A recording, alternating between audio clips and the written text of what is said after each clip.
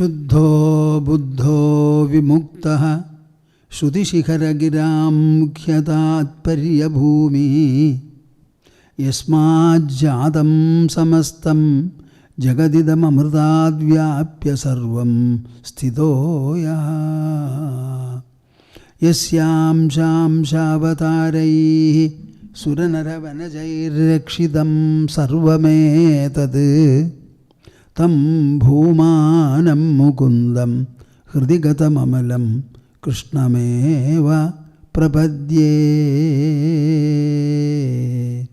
Tam bhumanam mukundam hridigatam amalam Krishnameva prapadye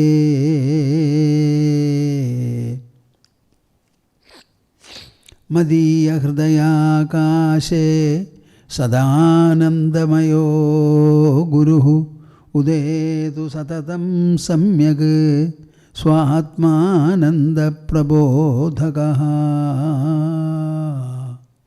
Harihi Harihi Harihi Om Tatsat Jaya Guru Jaya Guru Jaya Guru. As usual, we shall have 3 times collective recitation of the auspicious monosyllable Omkara. While reciting the Omkara, I would like every one of you to keep in mind this one important factor. Our joint recitation should spread upon the whole earth, showering its benedictions on all the beings thriving upon the earth. This feeling you should nurture, deliberately think, feel and become. Interlock your fingers and put them on your lap. Sit comfortably erect. Close your eyes. Open the mouth as well as the mind and join me.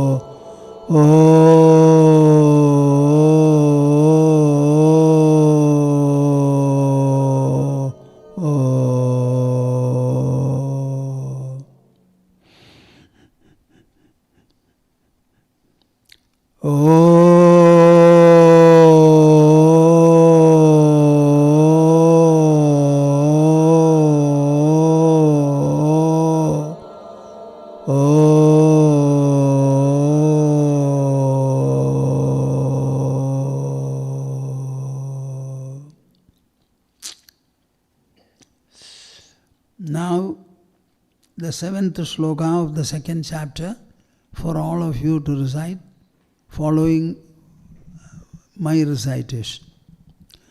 Karpanya dosho bhata svabhavaha Karpanya dosho bhata svabhavaha Pritchami tvam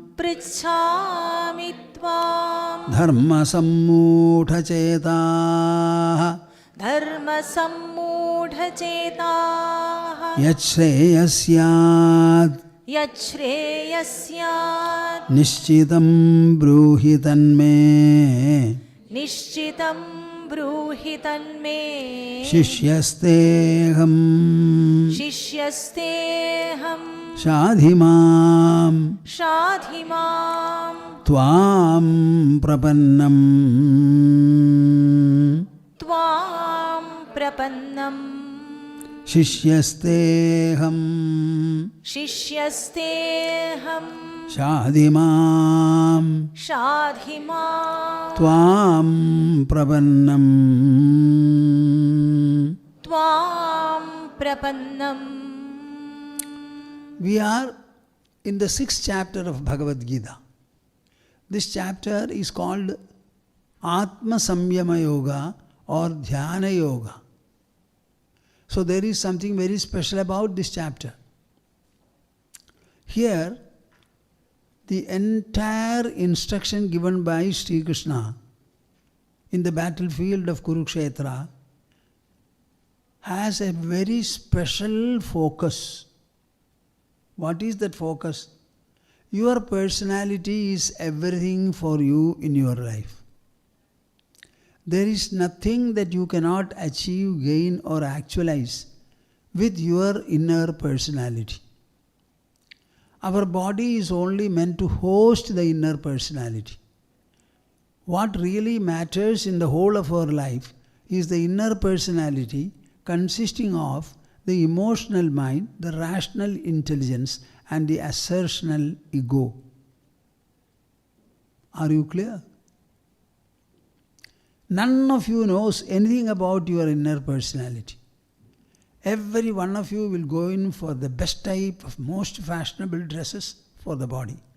But have you ever purchased anything for your mind to coat the mind? Have you done anything to reinforce, beautify, ornament and enrich your intelligence? All of you score big 0. Nothing else. See how poor you are, how silly you are, how trivial you are. You are always obsessed with the body. Body is the only possession you have. Actually, you don't possess the body at all. You only have a feeling that you have a body. And this feeling is not generated by the body. It is generated by the mind. Our body is completely an outcome of the food that you consume.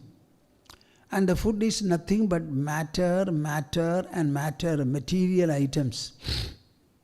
This body, which is an outcome of the material items you eat and drink.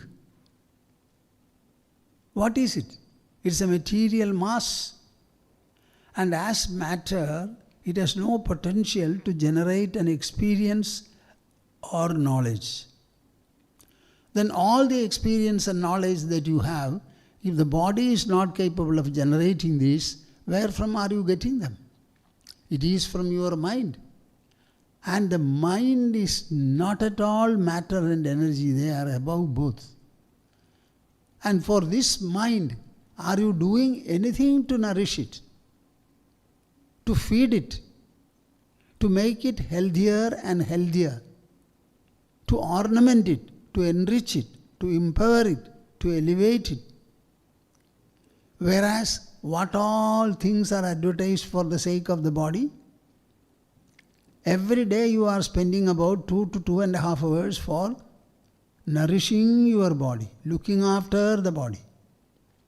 At the same time, none seems to be spending a single minute for looking after the mind or intelligence.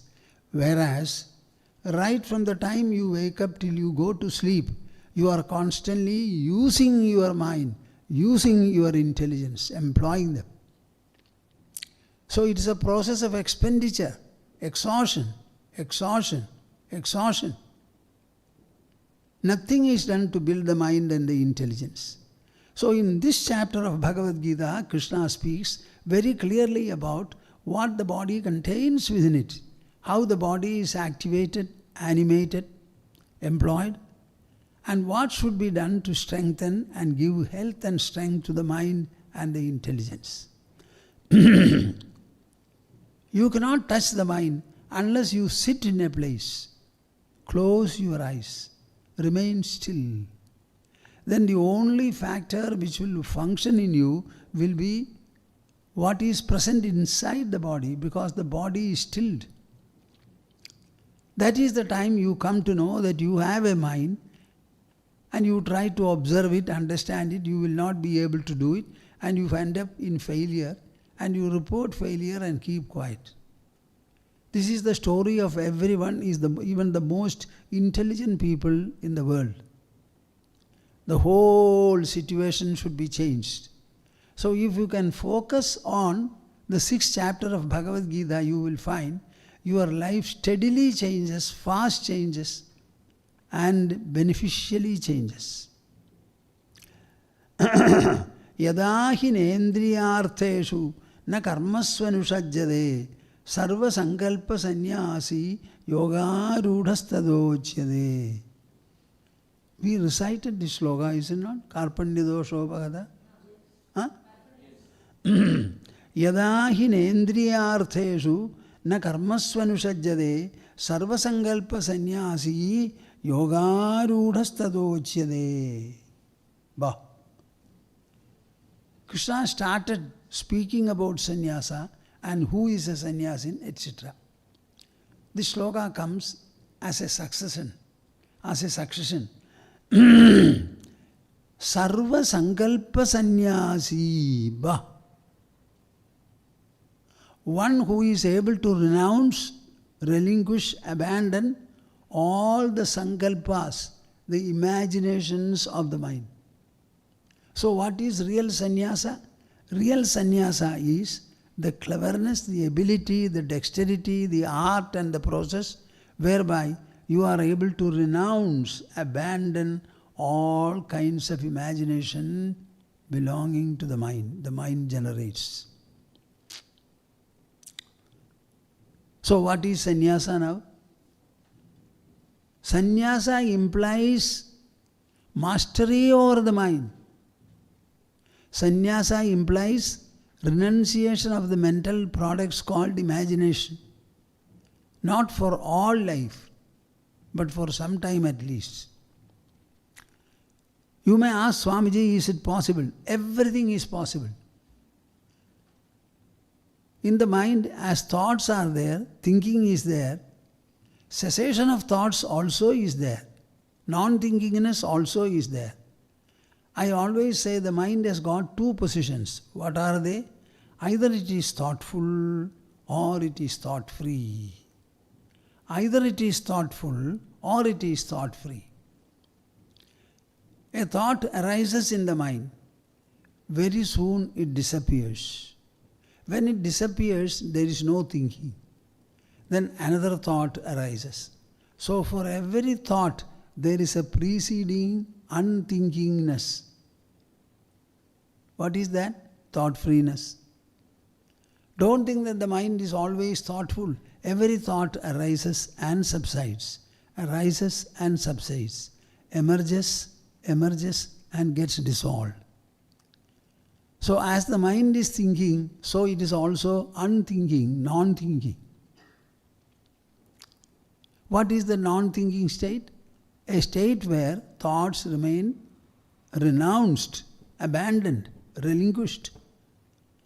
If it is naturally there, can you not touch upon it and make it longer, maybe for seconds, thereafter for minutes, and maybe even for hours? Have you taken any trouble to understand your inner personality? Everyone eating, dressing, activity, all physical, nothing for the mind, nothing for the intelligence. Mind is inside. So if you want to do any work for the mind, the work has to be inner. So too intelligence is inner. If you want to do anything for the intelligence, it should be inner. That is why I say, the entire spiritual practice, pursuit and effort are mento-intellectual. Not a flower is thrown, not an offering is made. No exercise like yogas, austerities and the other things are there. Everything is relating to the mind and the intelligence. How much you apply your mind, how much you apply your intelligence, that will determine your spirituality. So in the 6th chapter, everything is explained in a very beautiful manner. So in terms of sadhana for the practitioner, 6th chapter becomes the most paramount for him to read, understand, assimilate, follow and perfect. Now in this process, Is there any disadvantage for anybody? Krishna's answer is absolute. Everybody is free to deal with his mind and intelligence and make them whatever he wants. If the mind is weak, strengthen it. If the intelligence is not sharp, sharpen it. If your will is poor, make it rich. But mind you, mind is internal, intelligence is internal, and the so-called will is also internal. So you must be able to access your inner presence, your inner being. Early in the morning, or whenever you wake up in the morning, the moment you wake up, your eyes are open. You begin to see the objects. Maybe you see the roof first, and the walls next, then the floor still next. Then you go to the toilet, come back. The interactions start. What interactions? Interactions between the senses and the objects, their objects. What about the mind? Employing the mind. Closing the eyes, closing the other sensory organs. Have you ever spent some time dealing with your mind directly, dealing with your intelligence directly, dealing with your ego directly? Have you tried to understand what these are? Is there anything called the mind?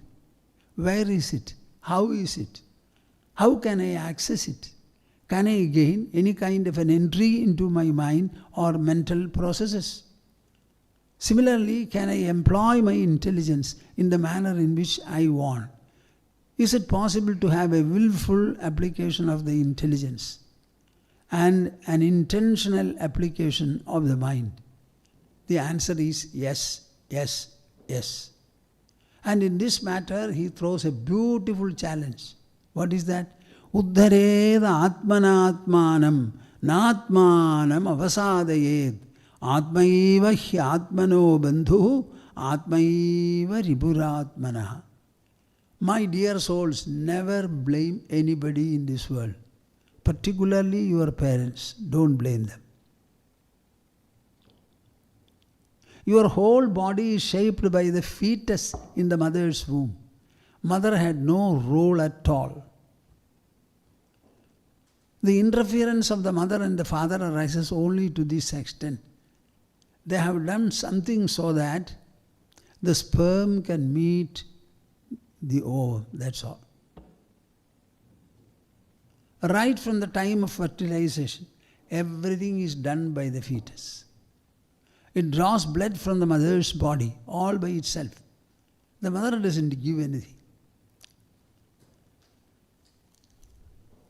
In the growth of the embryo, in building one organ after the other, in the whole process, neither has mother any role, nor the father, nor any external agency at all.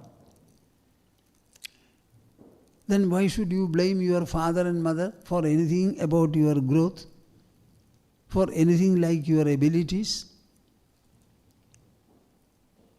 It is a sovereign process, instrumented by nature through natural processes.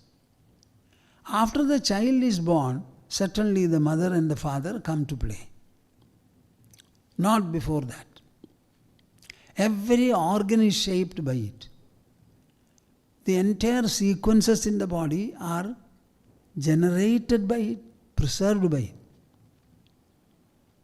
See, I have a heart. My body is 92 years old.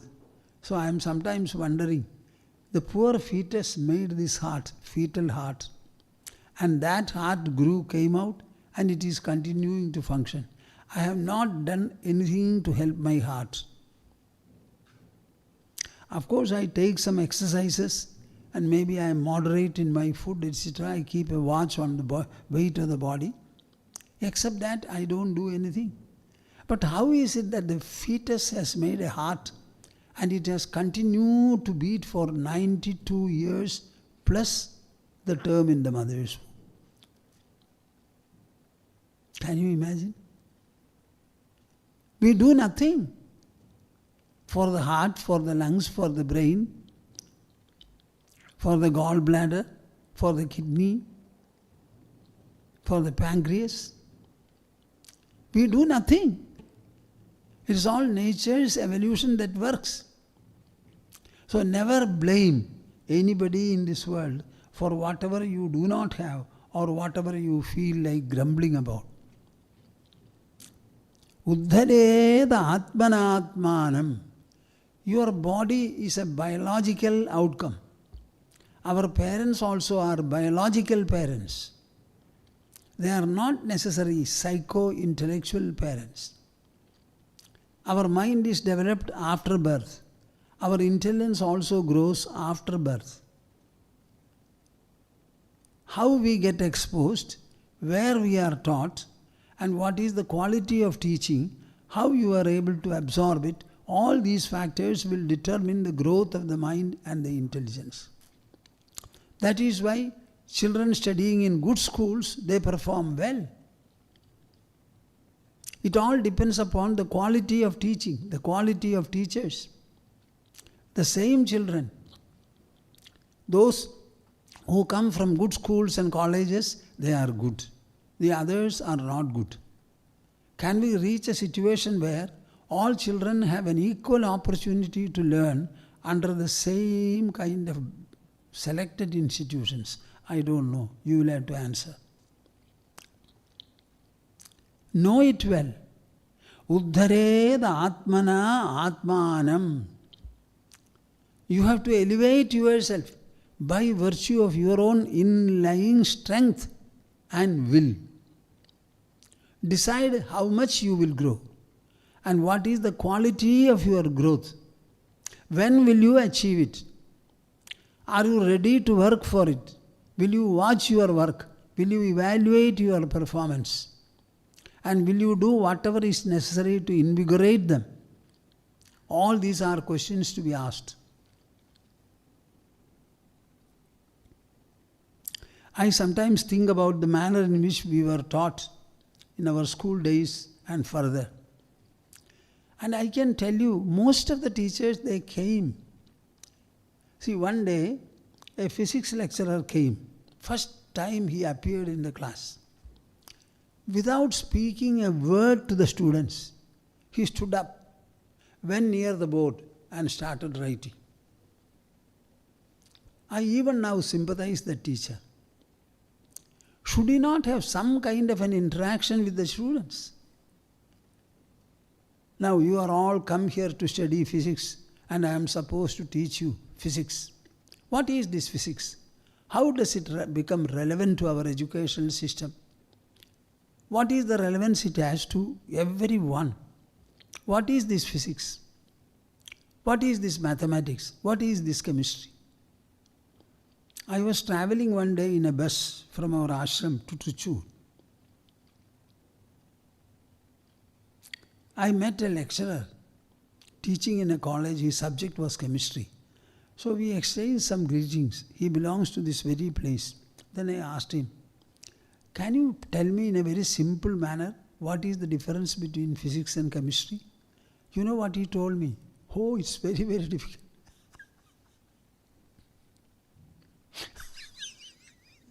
He did not give.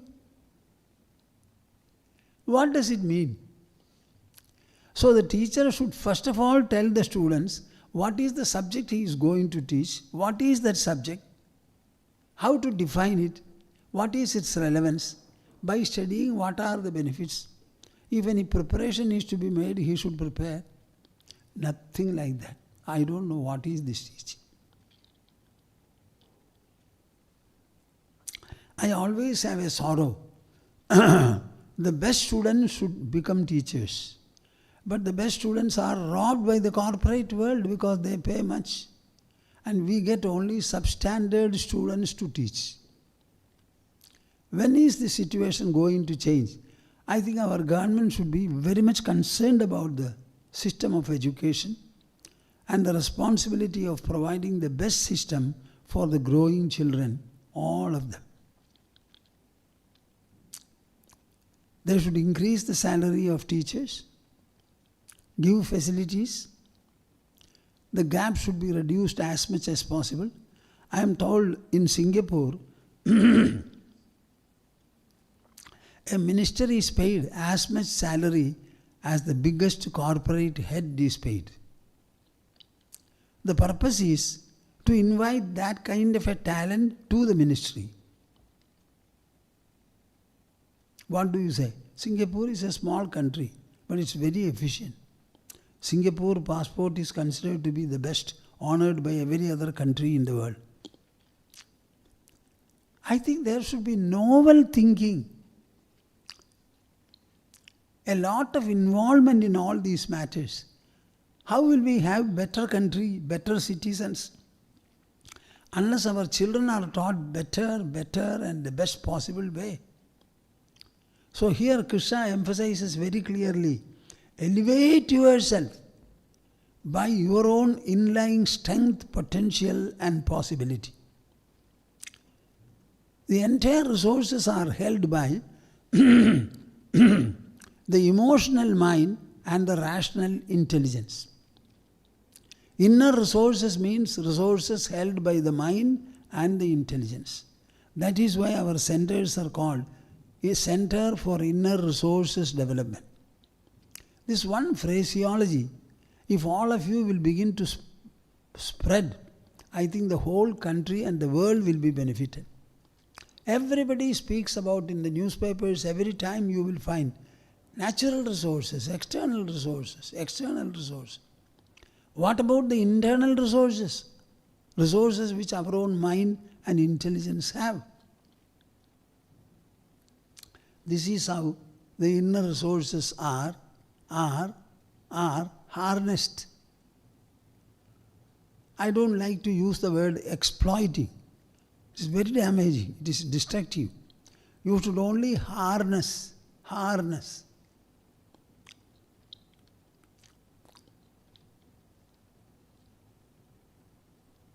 Uddhared atmana atmanam. You have to elevate yourself by using your own powers and potentials. Where are they held? They are held inside by the mind and the intelligence. Natmanam avasadayed. Don't enervate yourself, lower yourself, degenerate yourself. Degeneration is what we all bring about. By not caring for the mind, caring for the intelligence, by not nourishing them in time, in sufficient measure, we are proving ourselves to be weak, incapable. How many of you are taking exercises? We have 495 or so muscles and also joints. All these muscles and joints are supposed to be active, used. If any muscle is not used for about a week, 10 days or a fortnight, it will be wasted. Now, what is that methodology or exercise by virtue of which all the muscles in our body and all the joints will be properly used? Have you ever thought about it? How many people know that so many muscles and joints are there? And one common easy exercise will be to walk. Walk at least 4 or 5 kilometers a day. The entire weight is carried by the ankle and the feet. The whole body's weight. And when you walk, everybody's body must have some weight, some 50, 60, 65, 70 kilograms. The whole weight is carried by our feet. Can you imagine? Walking. What idea do you have about walking? No idea. We walk. Walking means carrying a load of the body. And ultimately the load is carried by whom? By the ankle, by the feet. So walking should be done. Individual exercises also should be done. Exercises for the neck, if possible for the head, then shoulders, chest, abdomen, lower abdomen, waist, thighs, knees, calf muscles, ankles, feet, upper elbow, lower. The joints are there, elbows, the upper arm, lower arm, then the wrist, palms, fingers. All these you must exercise. And our women, they are very notorious in this. They say we do a lot of work in the ashram. In the ancient times, means not very ancient, when I was young, we all had our own village homes. The well was a little away. Our toilet also was a little away. So a housewife is supposed to walk 20 kilometers a day within the house for household purposes. Now it's all flat or attached bathroom, etc. By all this, are we trying to do something promotional to health or demotional to health? You tell me. Convenience means what? Stopping all movements.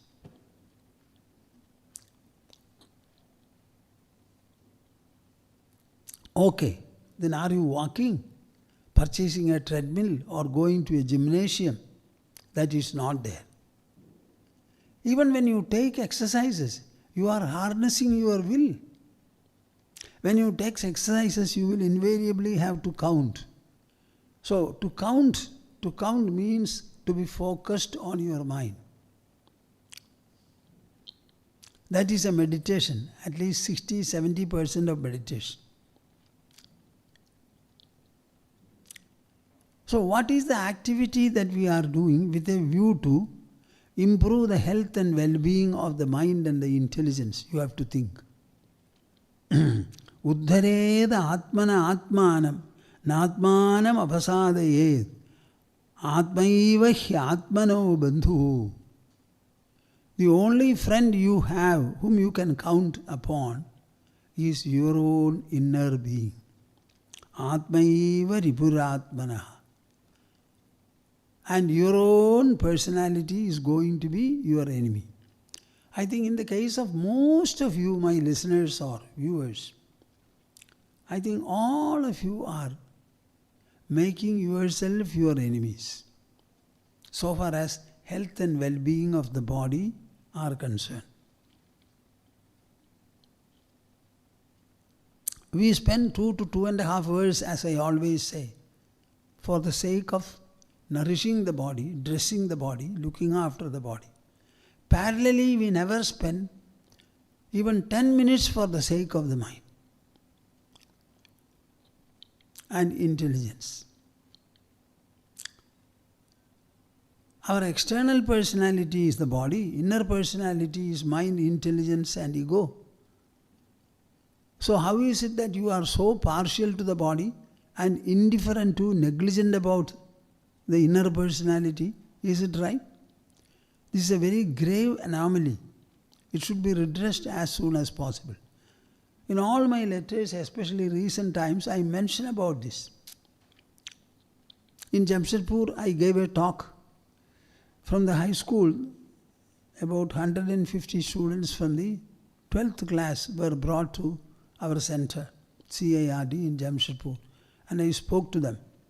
I spoke to them many things. One point was this partisan attitude towards the body and neglect of the mind and the intelligence. You nourish your body taking 2.5 hours, but you do nothing to your mind. It seems the message went deep to them. And they mentioned to the other students, other schools. 22 students from another high school came to only see the Swami and interact with him. What do you say? A very important message. Why don't you become conscious of your inner resources? What is our mind capable of? What can it do? What is its strength? What is its potential? What are the possibilities it has? Why don't you study? No lesson, no study, nothing, anywhere. Some physical training is there in the school. But what about mental training? Why the subject is excluded from schools? Where are they supposed to get it from then? Atmaiva hyatmano bandhuhu. Oneself is the real friend and oneself alone is the real enemy.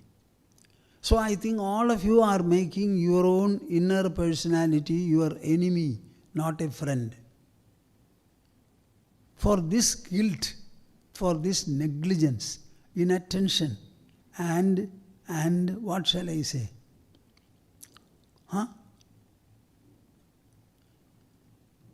Righteous crime. It's a crime.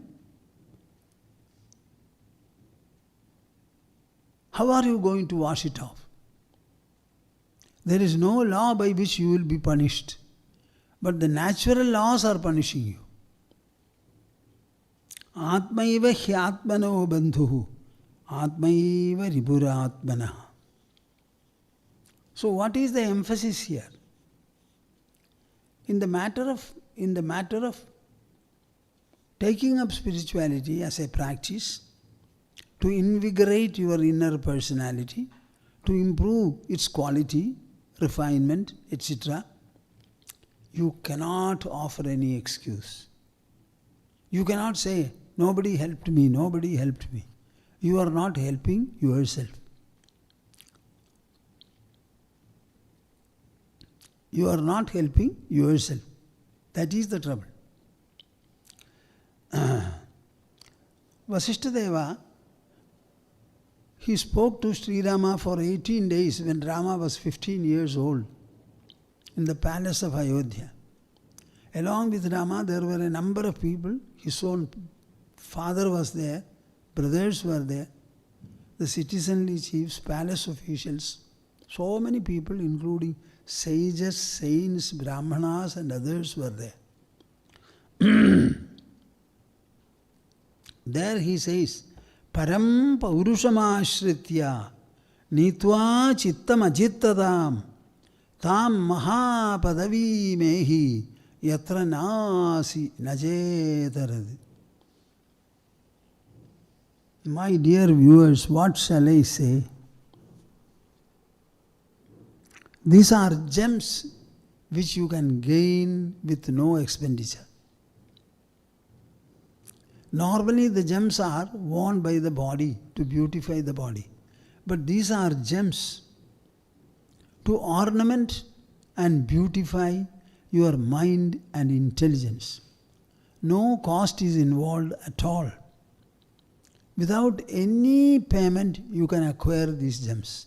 Param Paurushamashritya Nitva Chittamajittadam.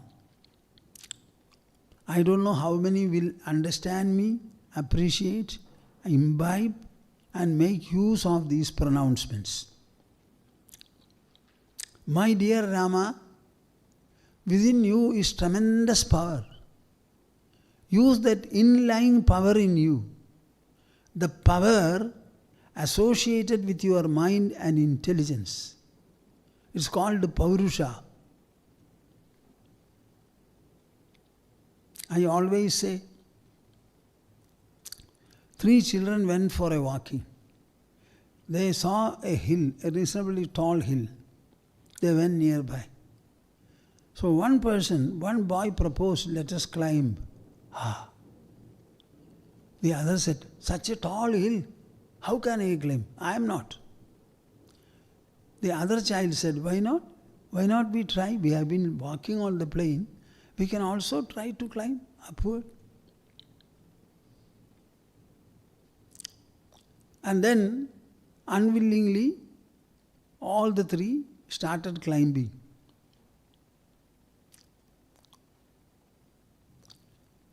After some time, one after the other, they kept back. They could not.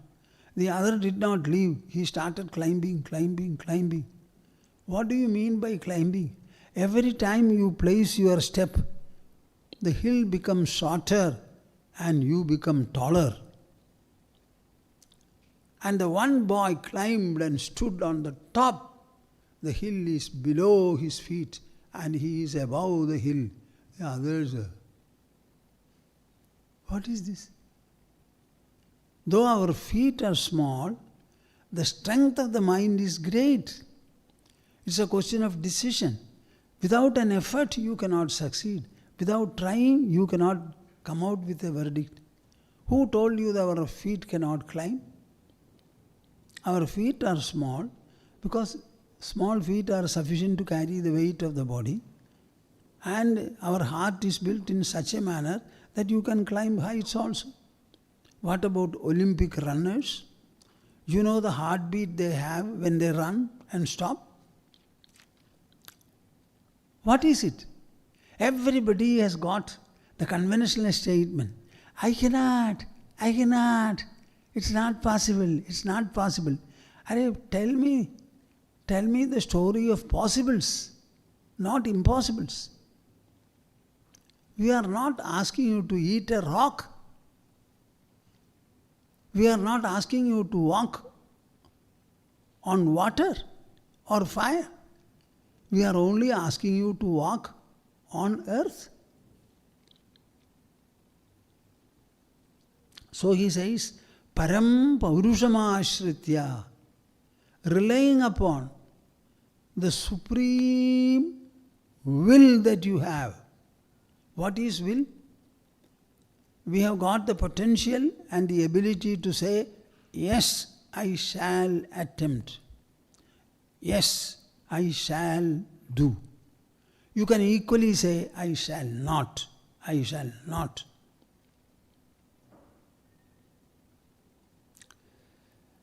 Param Paurushamaashritya Nitva Chittam Ajittadam. Wonderful statement. You have mindfulness now. Lead the mindfulness to mind freeness. Nitva Chittam Ajittadam. Our mind has two positions. One is thoughtfulness. It is thoughtful or thought free. Thoughtful or thoughtless. Now you are generally leading it from one thought to the other. You can equally lead the mind from thought to no thought. Thought to no thought. Thoughtfulness to thought freeness. That is also possible. Swamiji, how do you say so? Every day, at the end of your waking state, what are you doing? In fact, all of you are waking up only to sleep. And you are sleeping only to wake up. Nobody does anything more than sleeping and waking, waking and sleeping. So 16 to 17 hours of wakefulness are climaxed by sleep. What is sleep? All the interactions lasting for about 16 to 17 hours, along with the impacts that they have brought, all of them are obliterated in less than an instant. And the person goes to sleep. Now who does it? The mind does it. So what is the power of the mind? It has got the potential to erase, to obliterate, to wipe off all the thoughts and the thoughtfulness that you had, along with all the impacts. Somebody dear and near may have died, another child may have been born, maybe some losses, maybe some gains, maybe some unpleasantness. All these will have occupied you during the 16 to 17 hours. All the impressions are completely obliterated and you go to sleep. So tell me, what is the power and potential of the mind? Does it have the power to wipe off thoughts or not? Answer me. And every day it does so. If you don't sleep, you can never remain wakeful. In sleep and darkness are the cells generated. And how many are generated in one sleep? Billions of cells are generated. And they are used up also. Generally we sleep for half the wakeful duration. By sleeping for 8 hours, you are preparing yourself to be wakeful and active for 16 hours. So does the mind have the power to wipe off the thought process? Yes. Nitva chittam ajittadam tam mahapadavi mehi yatra nasi nachetaradu. Get hold of, achieve, gain mahapadavi, that magnificent great abode. Yatra nasi nachetaradu, where neither you nor the other is. Every day you sleep. When you sleep, you tell me, are you there? No. Are the others there? No. Even the newborn child, long expected child, looking at the child, the mother becomes tired after some time, so she gently takes the child and lays it properly, comfortably, allows it to sleep, and she also sleeps. What does it mean? Such a pleasant sight she leaves and she goes to sleep. So should not the sleep be a far better state than she is in now? Answer me. Don't mortgage your intelligence. This is a knowledge which can be explored and gained only by intelligence. It's not available to the eyes, to the ears. It's available only to the intelligence. That is the only knowledge faculty we have. Yatra nasi nachetaradu, where neither you nor another is. Neither you are nor another is.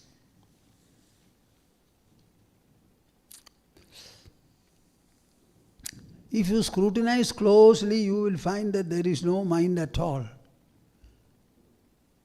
When you slept, did you have the mind? Did you have the intelligence?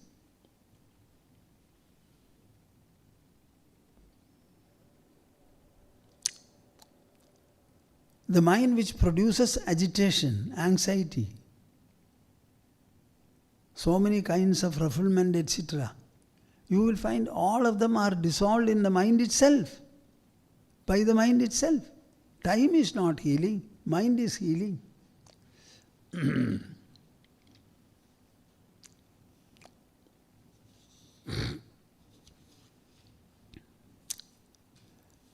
Vasishtadeva speaks quite a lot about Paurusha. Paurusha means what? The power that is lying in everyone, by virtue of which you can do what you want. You can do what you wish. That freedom is there. Sarvada sarvameveha samsare raghunandana samyak prayukta sarvena paurushat samavapyade. This is from Yogavasishtha Ramayana.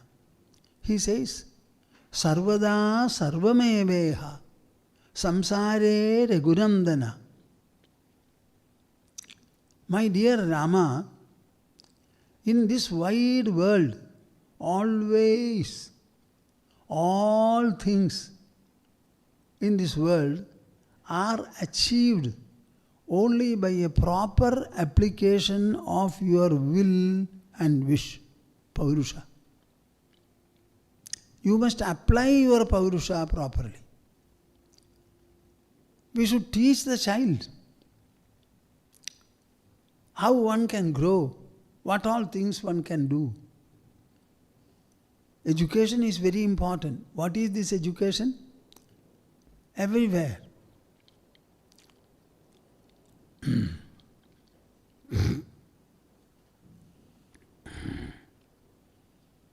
See, there was a very interesting child who came to our ashram.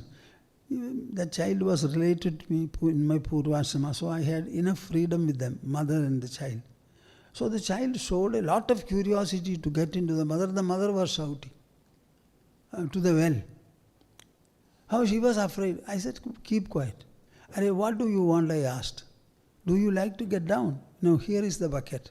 Come and stand here. Then I will lower you. Child, no more. Everything is over. He was threatening that he would jump into the well. And the mother was howling. What is this? Can we not educate the people properly? Why are we so afraid? He took a knife and started feeling sharpness. Oh, she was shouting. I said, leave it. Let him hurt. Cut his finger. It was left and he kept it down. I think we don't know how to look after the children even. Because they are not experienced for the first time. They become a mother and father. What experience is there? Everything in this world, samyak prayuktat sarvena paurushat samavapyade. You have to employ your will and wish in the right manner, in the effective manner, in the proper manner, in the safeguarded manner. Uchshastram shastridam vabi dvividham paurusham smridam tatrochshastram anarthaya paramarthaya shastridam. He says there are two kinds of wish and will. One is sanctioned by the scriptures. That means our science, our shastras. Another is deflecting from the shastras. Can everybody do everything? So there are things which can be attempted, which cannot be attempted. You can train yourself. Our Jawans are trained beautifully for doing any kind of an adventure, risky proposition. They are trained for months and years. People don't understand this. First of all, they don't know what can be done. I can only pity everybody. Paurushat samavapyade uchshastram shastridam vabi dvividham paurusham smridam. In applying your paurusha, you should do it in a progressive manner, safeguarded manner, in an achievemental manner, not in a destructive manner. Tatrochshastram anarthaya paramarthaya shastridam. If you employ your will and wish properly, you will be able to enter into your mind arena, start remaining there for a while, observe the whole process inside, try to take part in the process and improve it steadily to such an extent that you will be able to close your eyes, sit and close your eyes and remain absorbed. This much can be done. Sri Krishna continues, Bandhura atmanastasya yenatmaiva atmana jidaha anatmanastu shatrutve varteta atmaiva shatruvad.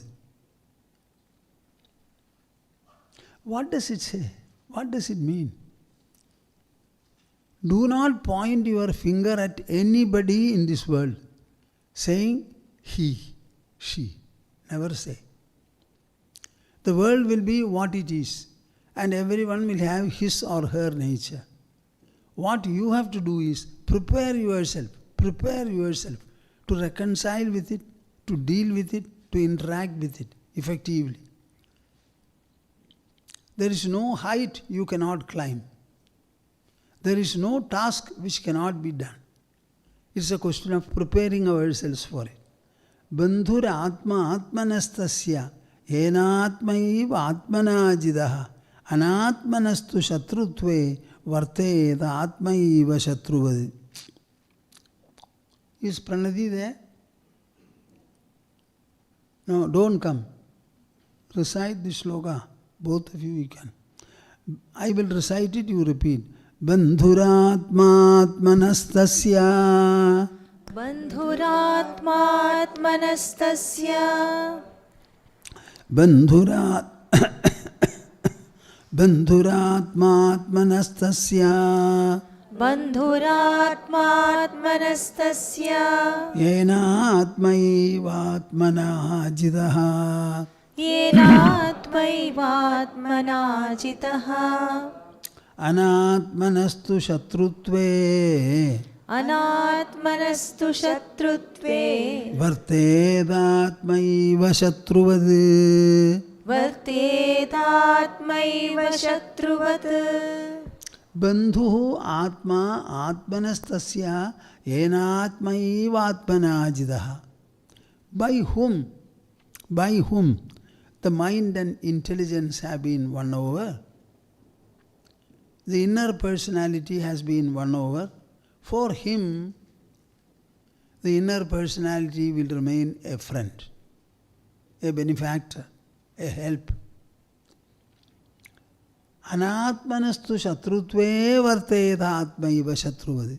Suppose you don't care your mind, care your intelligence, harness them properly, then they themselves stand in the position of an enemy and destroy you.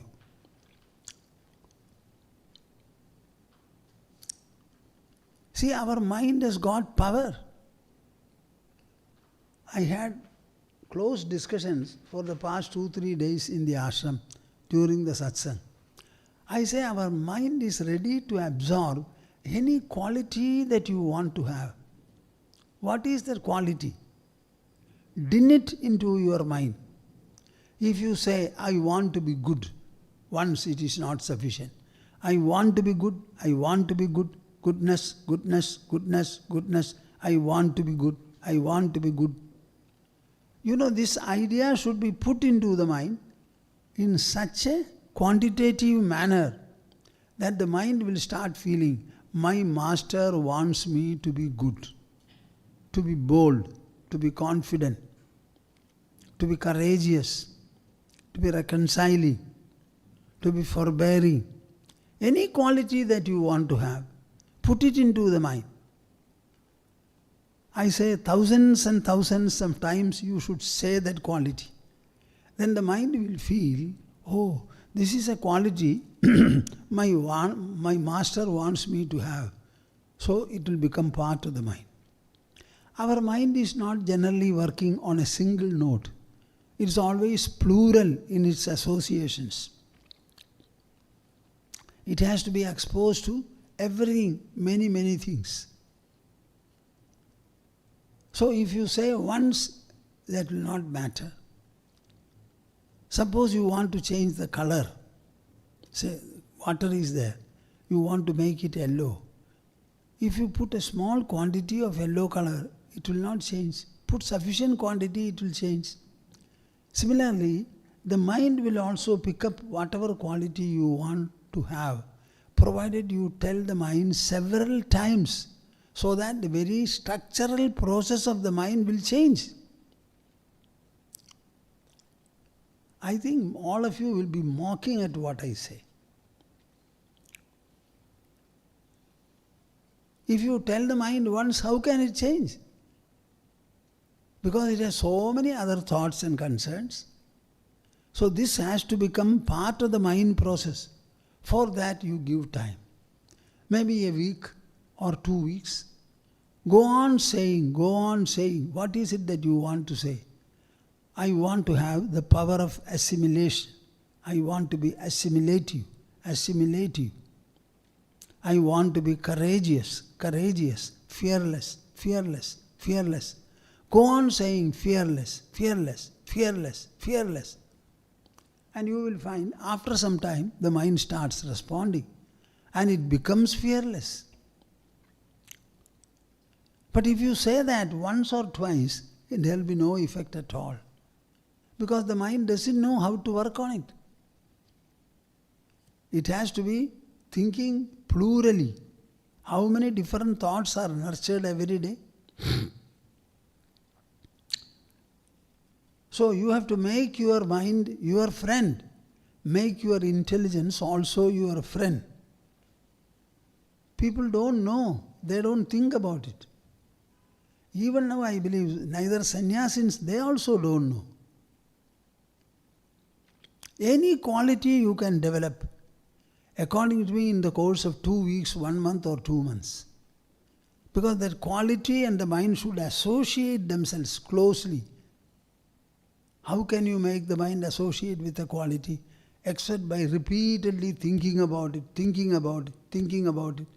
Mind is given to thinking. So you should enter the mind through thinking, through thinking, through thinking. Say, God is everywhere, everywhere, everywhere. What is your present thought? God is in the temple. God is in the temple. God is in the temple. Everybody will say God and lift their hand as if God is only there. Nobody says God like this. Somebody is there to see as if he has seen him. Nonsense. How can you see God? Because he is everywhere. Our present eyes, what can they see? They will see only in front. They cannot see here. They cannot see here. But God is present everywhere. Such a God can you see? No. Then how can you understand? Only through your mind and intelligence. So the approach to God is through mind and intelligence. Unless the devotees start using their mind and intelligence, their devotion will never progress at all. Will not progress at all.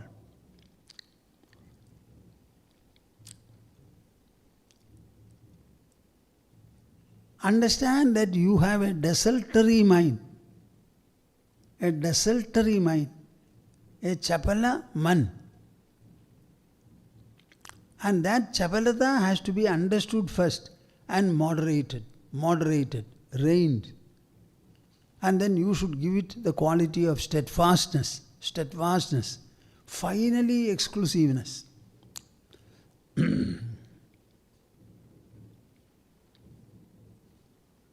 Alasyam hi manushyanam sharirastho maharibuhu nasti udyama samo bandhuhu krutvayam navasidati.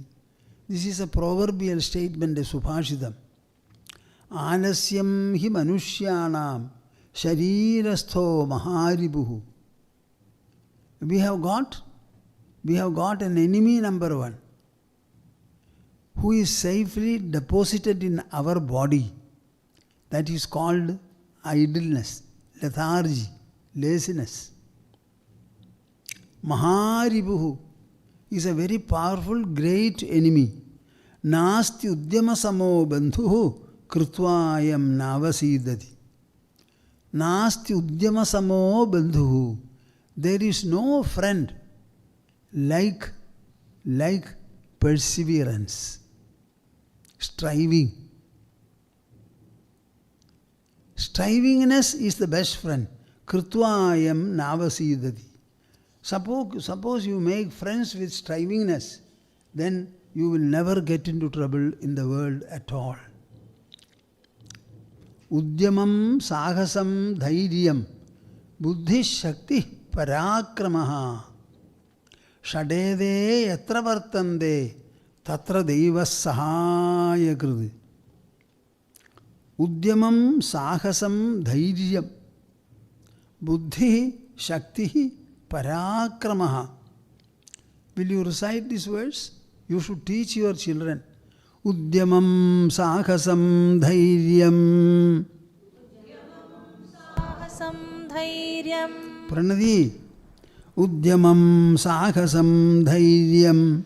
Udyamam sahasam dhairyam. Buddhi shakti parakramaha. Buddhi shakti parakramaha. Shadede yatra vartande. Shadete yatra vartante. Tatra deva sahaya kriti. Tatra deva sahaya kriti. In our cultural heritage class, we teach the children some verses like this. This is one. Udyamam sahasam dhairyam.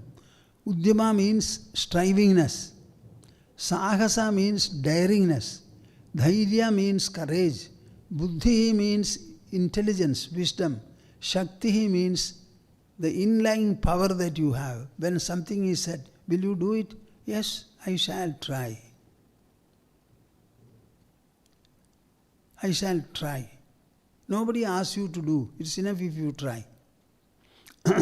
Parakramaha. Valorousness. Valor. Shadede yatra vartande. where these 6 qualities are there, tatra devaha sahaya kriti. There God comes to your help. Never think that God will help a lazy man.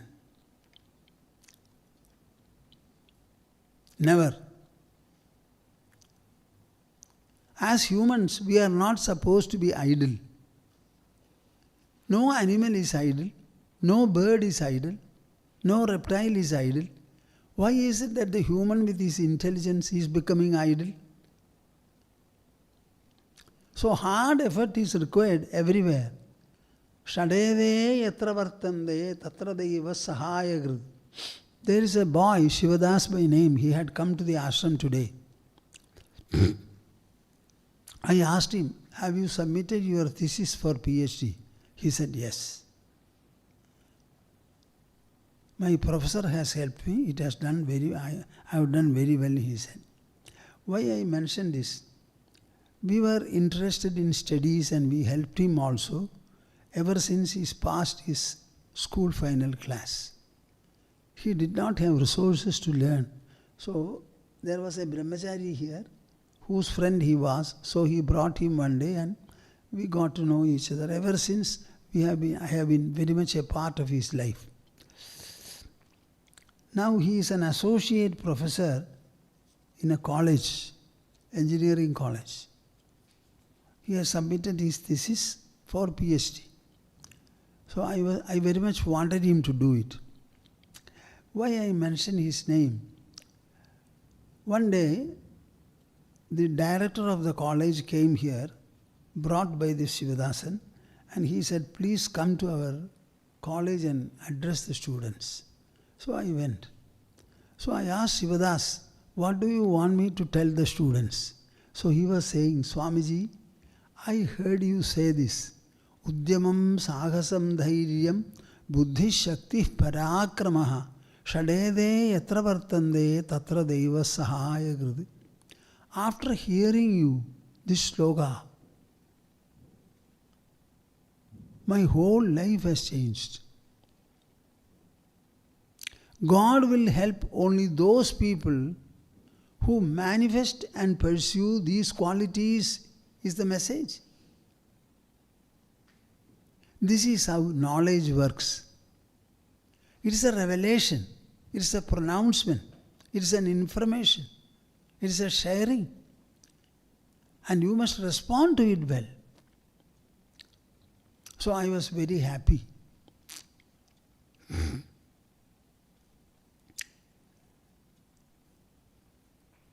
We sent him to Madras, Chennai, and he did computer course, bachelor and perhaps MA also he did it. Then he wanted to study MTech. He was employed by the Amrita Institute of Technical Education in Coimbatore. So one day he came to me and said that, I want to learn MTech, but my college will not allow me to because I don't have BTech. So I heard him. Can you tell me who is determining this admission for you? So he gave me the name of a person, most probably a sannyasin also. So I closed my eyes and told him, Shivadasan, stand at my back. I am going to draft a letter, write a letter to that man. So I wrote a letter. The main focus of my letter was that if your institution is meant to invite good scholars, intelligent students, then this Shivadasan is a candidate who cannot be refused. We know him ever since he passed the school final class, and we have been interested in educating him thereafter. He is employed in your institution, so you know what kind of a person and caliber he is. So if your institution is meant for good students to learn, then Shivadasan should be given admission. Now, the technical difficulty is there, he doesn't have MTech, at BTech. So whatever additional learning is necessary in order to boost him and bring him up to the level, I think we will be able to do it. I did not get any reply, but he got admission. And he did. Then he became a lecturer. Now he has submitted a thesis. That boy told me this sloka is what has molded him ever since he heard this. That is why I say Subhashitams, one sloka is sufficient to turn the destiny of a man. We don't know anything, because these are all pertaining to the mind and the intelligence. And whatever is inside the body, it is a mystery for us. We cannot penetrate there. It is not visible. The entire universe is pictured within your body by the mind. So tell me, what is the measure and magnitude of the mind? Is it like the body? Body is very limited. But how is it that the whole world you are able to perceive? Can the eyes contain them? Can the body contain them? So there is a supra-bodily factor in us, a supra-material dimension in us. And that dimension is represented by mind, intelligence and ego. This is something that all of you should know. Please rethink yourself, reevaluate yourself. Never say this is not possible, this is not possible, this is not possible. What is not possible? What are we here? Only to eat, drink and sleep and mate? When does a person become a human? By putting on weight? By dressing comfortably?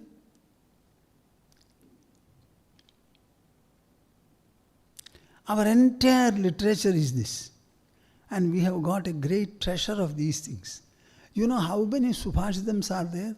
Thousands and thousands are there. One whole book is there. Everything is Subhashitam there. They are called proverbial statements. They are all evaluations made by thinkers about human life, its potential, its possibility, its goal, its value, its resourcefulness. Okay, we shall stop now.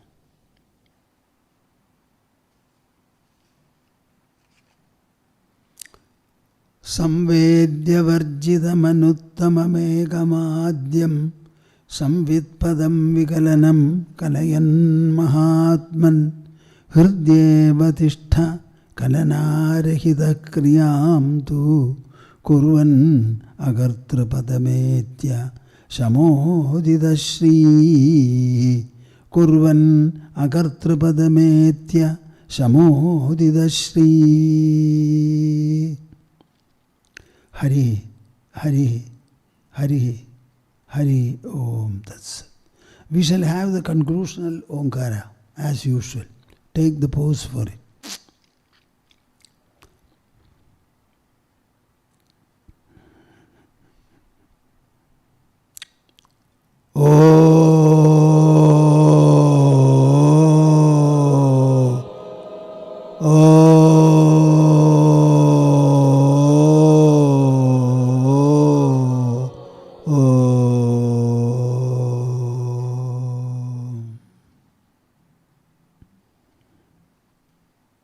Hari Om Tat Sat. Jai Guru, Jai Guru, Jai Guru.